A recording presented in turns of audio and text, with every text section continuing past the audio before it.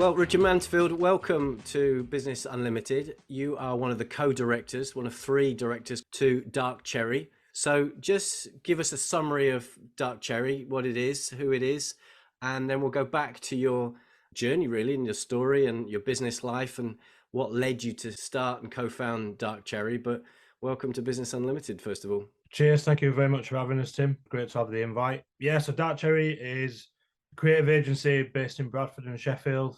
We offer our clients websites, logos, design, marketing. To use the term one-stop shop is something that we don't like to use, but it kind of sums up what we can do for a business.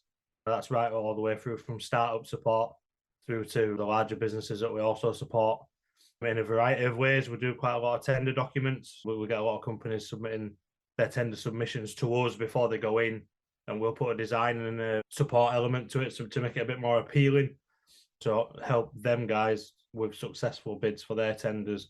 But the predominant work that we do is around websites, and that's from sort of one-page websites all the way through to full e-commerce and portal membership type platforms as well. We're getting quite a lot of interest for that. So that's anything from people wanting to be able to send documents out to members, or allowing members to log in and download media or make bookings and things like that.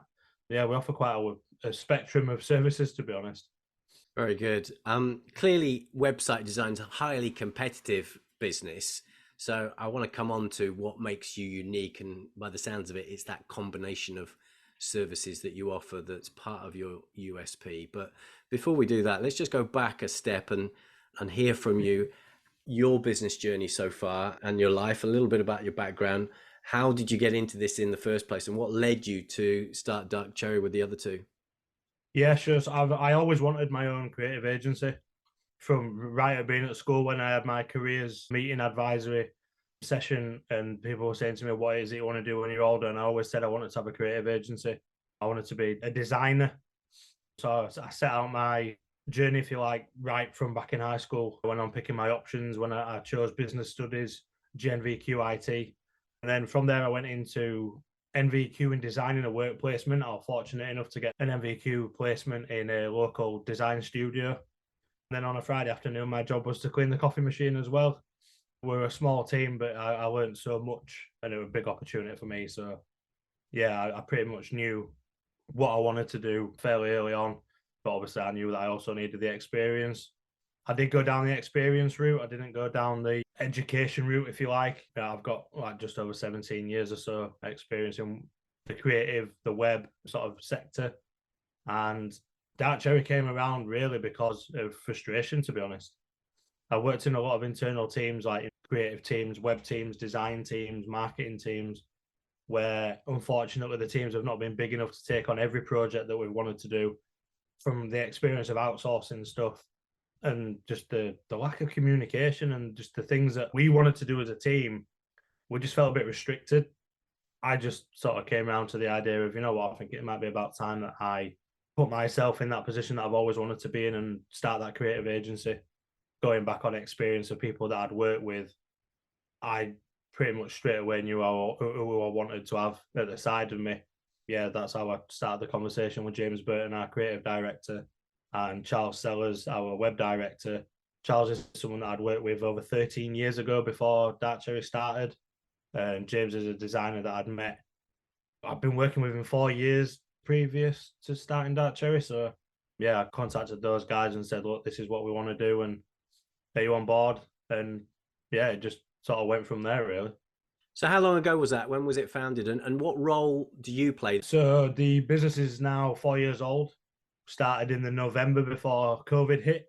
Quite an interesting time for us. My role within the business is the marketing director, as well as co-founder, account manager, client liaison, all sorts of stuff, really. We are a team of three, so we always want to be able to just sort of muck in and help each other, but we have got our specialists as well.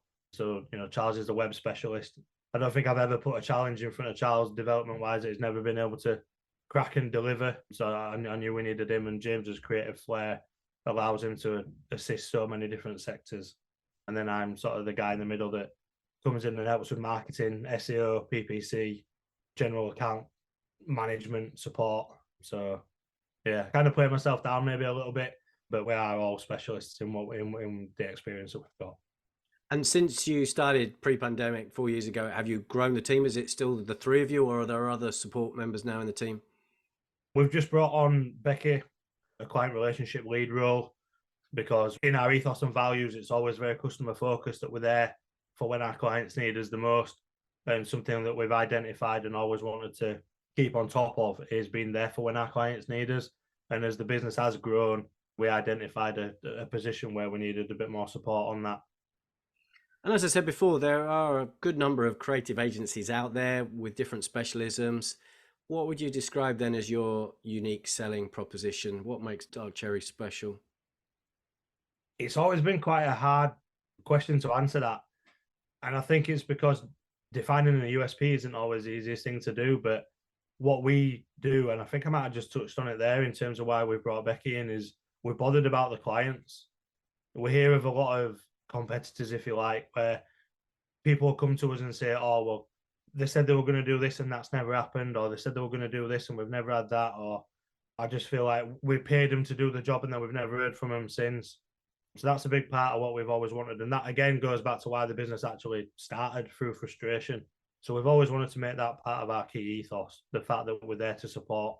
But the way that we work as well is quite unique. So when we're doing websites, for example, we design the website first, and the client's involved from the very beginning, all the way through to the point where the site goes live.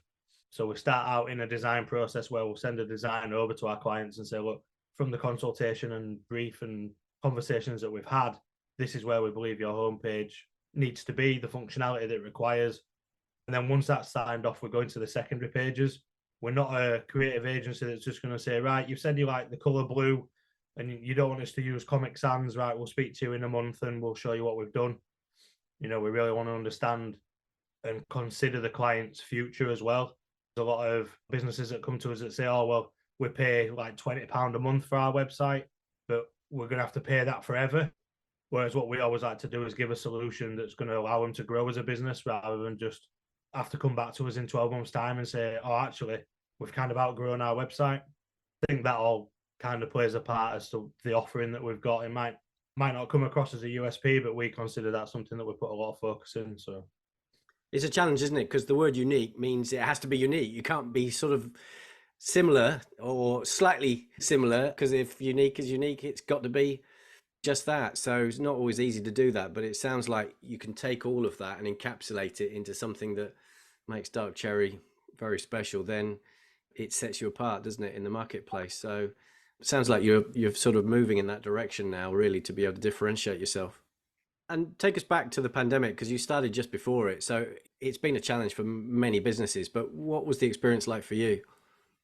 it was quite interesting. It came out of the blue for us, but you can only do so much planning when you go to start a business. And unfortunately, we didn't have a global pandemic plan for us to sort of pull out the draw. So it brought up some challenges. We've learned a hell of a lot about ourselves and the business through that challenge. We actually grew. I mean, I guess we started from only 3 or 4 months beforehand, and a lot of people would say, well, yeah, you're bound to grow because you're moving forward. But a lot of businesses around us closed. And basically what we tried to do was we sat and said, as a business owner right now, what do you need? And we're asking clients, what is it that you need? What can we do for you to help you through the global pandemic? Just put things like shops having to close their doors and not been having the footfall that they used to, and not having a website that had the functionality to sell online, maybe not even having a website full stop. So we actually did quite well, because a lot of businesses needed to transition online sooner than what they perhaps were willing to do so or wanted to do so. And we helped out a lot of businesses in that way. For ourselves, it gave us a big learning curve in terms of being ready for the inevitable, and having plans in place. But then on the same hand, we also, during that time, we gave back. Businesses that had closed down through the pandemic or gone through a multitude of different things that even they weren't expecting. We gave away a free website design through our social media and website. We offered the opportunity for a business owner to tell us a bit of story and things that they faced in, through their journey of the COVID pandemic, and then rebuild, if you like. And you mentioned that you've grown through the journey of the pandemic. You've learned some lessons about yourselves and some lessons about business. Can you just unpack some of the key areas of that? So, what have you learned about yourselves? What have you learned about the business of business? Yeah, sure. We very soon realised that running a business isn't just being good at what you're good at. James could design all day long. Charles could build websites all day long, or that kind of thing. And I could have a look at keyword analytics and that, and sit and do that all day. But you know what? When none of that may be quite demanding the attention right now, or in those times, it was making sure we had a backbone to the business and a proper structure. We went out and got an accountant. So that was kind of on the business side. The accountant came in and helped us massively, made sure that we were doing everything right. Personal wise, we all actually realized how resilient we are, because I'm not saying we went into it thinking that everything was always going to be amazing for us. Business is a very turbulent thing to sort of take on, but the resilience of the three of us has grown. Something we don't do as a business enough, I don't think, is actually look at what we have achieved. And I think through those times when a lot of people felt isolated and things like that, we couldn't meet up because the three of us had sort of high risk family members that we just couldn't meet up. So we had a lot of Zoom, we had a lot of online meetings. But yeah, it's quite interesting what you can learn about yourself when there's only you around. There were some challenges, but yeah, I think people are talking about mental health more than what they used to do, and getting out and getting that exercise and actually speaking to people. We maybe undervalued that when we really shouldn't have done. So it's something that we've introduced as a team as well, just on the back of that, to make sure that we do have more conversation and we exercise and we get together as much as we can now. Obviously regulations have been dropped for a while. And if you started the business again, I mean, it's only 4 years ago, would you do anything differently, and what would that be? I guess it's kind of hard to say that we would do anything differently because of the way that things sort of panned out for us. I think maybe we could have got the processes in place sooner, but I think the process and the systems came from learning. And I think that is, if anything, in that area that we do well, we always learn from what we've done and how we've done it, and we always look to improve things. Just because the processes were there and done doesn't mean that they were finalized. They've completely changed from where they were to where they are now. So I don't think necessarily change anything as much. Maybe done things quicker, but yeah, I think as long as you're always learning from what you're doing, I think it's not a bad thing to just always keep moving forward. And thinking about moving forward, what is the vision then, and over what sort of timeline? And are you all aligned as three directors around what that vision actually looks like? Can you articulate it? Yeah, we sit down. We've got like a 5-year plan mapped out that we work back from. Obviously, we're coming into the last year of that, but we've already put sort of 2 years in front of that as well for where we are now. When we've worked back and we've had a look at things that we've done, things that we aim to set out to do, like for example, for expanding down into South Yorkshire, into the Sheffield office was something that we'd not planned to do as quick as what we have done. Bringing the e-commerce side of the business as well. So we've now got like printed merchandise that you can buy online, flyers, business cards, and all that kind of stuff. That came about early, but sort of going forward, we want to grow the team just so that we can supply more of our services, basically, support what we're currently doing, go from the four of us to just a bigger team, really. And do you have an idea of what it'll look like when it's finished, when it's no longer dependent on you and you can step back and you've got a opportunity to make choices about what your life looks like? At that point, you're not working in it so much. I don't think I'll be able to step away. With it being something that I've always wanted to do, I'm not quite there with the vision of where I want to be. I know people say, "Oh, I want to be laid on a beach somewhere while my business is still running." I think I might be that annoying guy that don't quite put the phone down as much as what he should do. But we have all got aspirations, and something that has changed for us all are the aspirations. Sometimes people kind of look for the flash cars or whatever it might be that people associate with business, but having a young family, for me, my success will be spending more time with those guys. Interesting. So, who's the best coach you've ever had, Richard? Who's been the biggest influence in your life, either personally or in the business? I think I probably have to go back to a football coach. When I was younger and growing up, I played a lot of football. Never really got to an amazing standard. I didn't grace the academies or anything like that, but football coaches bring out quite a bit of self-belief for those times when you're on a training session and you're looking around and you're thinking, oh my word, these guys can play way better than I can, and not having any self-belief in what you're actually capable of doing. I had quite a few football coaches that sort of brought that out in me, that I can relate it into business. And actually, recently, I've just taken on that role of doing that for my son's football team. And it actually just kind of brought that all back, to be honest, because we can sometimes have some players that don't think that they're any good. And me having to think back at where my coaches have told me and what influences I can bring. And yeah, they're definitely something that have sort of stayed with me, if you like, the conversations and things like that. That's really good. And if you were going to give a piece of advice or a quote that you would want to impart to your kids or somebody young coming into Dark Cherry, what would that be?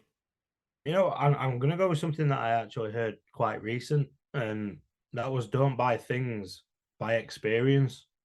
It's something that I've sort of reached. I know people do like the vision boards Vision that they board, want. yeah. Yeah, sometimes there might just be, like I said earlier, about maybe like a car or 5 holidays a year or things like that. I think it's about experience for me. So yeah, I'm sure it was something like, don't buy things, buy experiences. Well, Richard Mansfield, co-founder of Dark Cherry, thank you so much for your time. If people want to get hold of you and find you, just give us the headlines of how they can do that. Yeah, our website's darkcherrycreative.co.uk. I'm on LinkedIn.